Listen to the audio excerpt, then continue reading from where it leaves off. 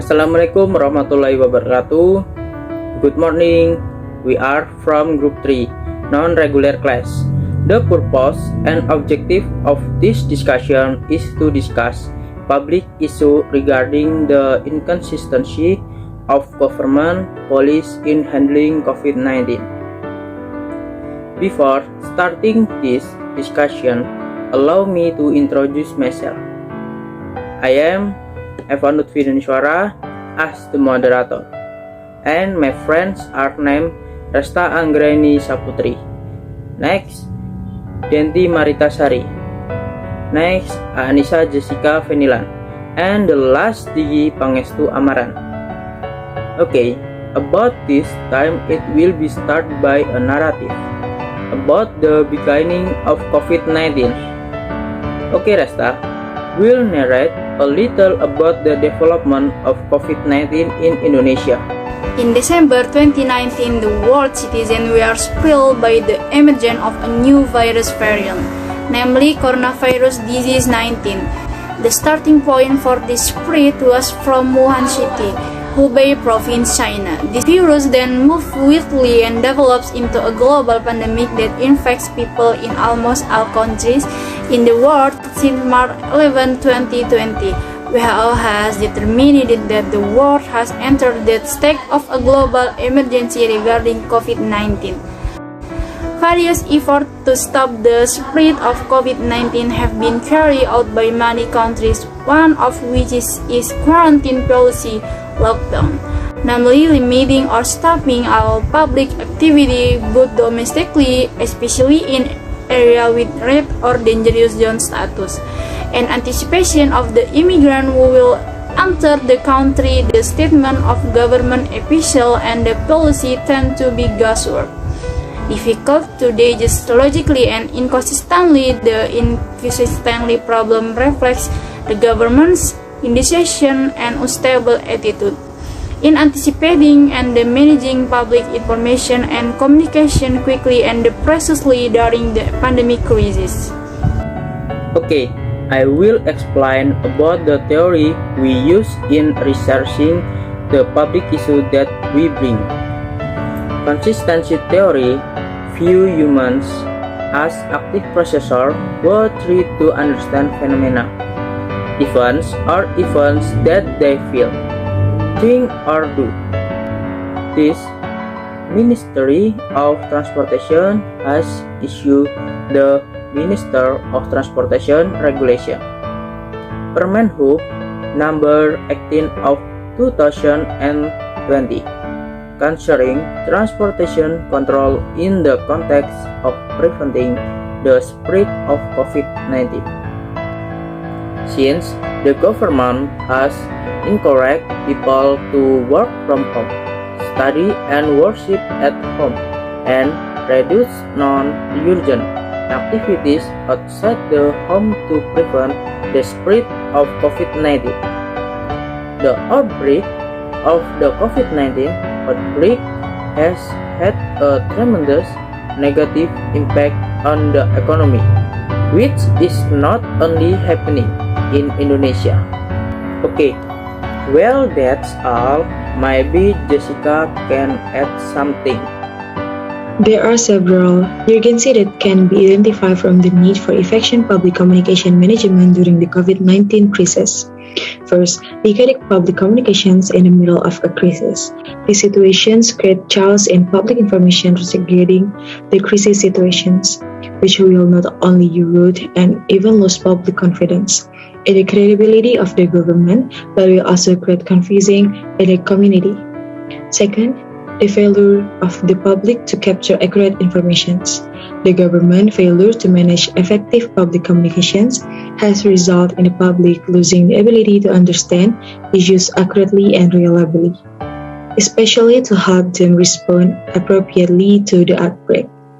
Third, the delay in policy implementations due to weakness of public communications.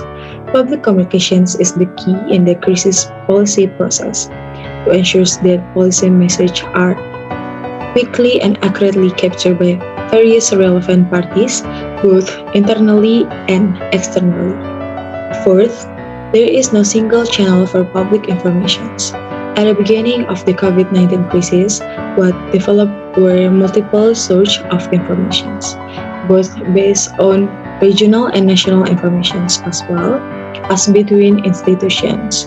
In addition, there is no single reference of information channels, for example, in the form of an official website, which was prepared from the start by the government that contain various information related to COVID-19.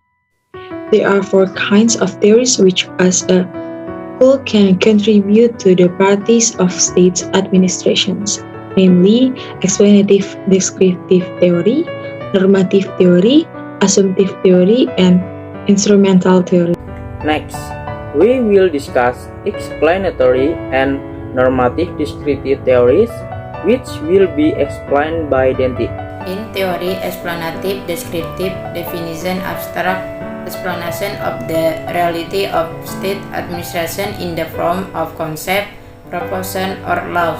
So the government policy in dealing with COVID-19 requires several elements from the state administration, namely the proposition to prevent the spread of COVID-19. The government makes a policy called lockdown.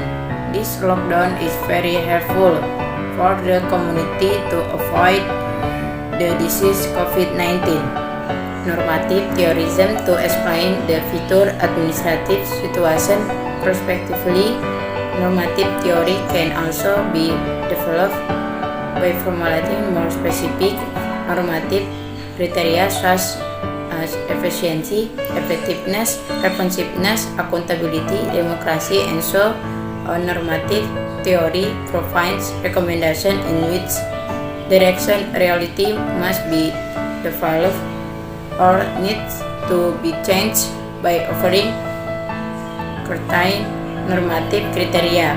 The problem in normative theory is that the normative criteria offered do not always support or even contradiction each other. In this theory, there is relationship with government policy in dealing with COVID-19, namely the government makes effective steps so that the COVID-19 disease does not spread widely to other areas such in areas with red or dangerous zone status. Okay, then the assumptive and instrumental theory will be read by Diki. Diki, time is yours. Assumptive theory embraces the preconditions or assumption of social reality behind the theory or proposition to build.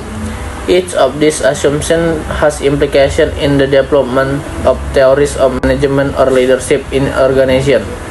The opinion of this assumptive theory can be seen from the exchange of government policies that have advised citizens to able work, study, and worship at home. The instrumental theory is a follow-up the if or because proposition. This means that the government policies in dealing with COVID-19 are implemented to protect the public from being exposed to COVID-19. And these policies have been widely approved by the government.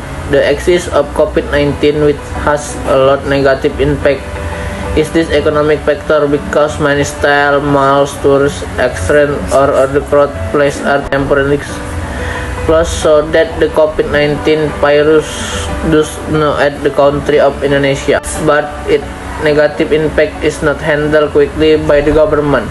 There will be a very prolonged economic crisis. Thank you so much, Diki, for the explanation. Maybe that's the only discussion we can do. We thank you for all who have watched and listened to our discussion video. Hopefully, there are useful things that can be taken. If I said something wrong as the moderator on behalf of group, I apologize so that's it from you. Thank you for your time.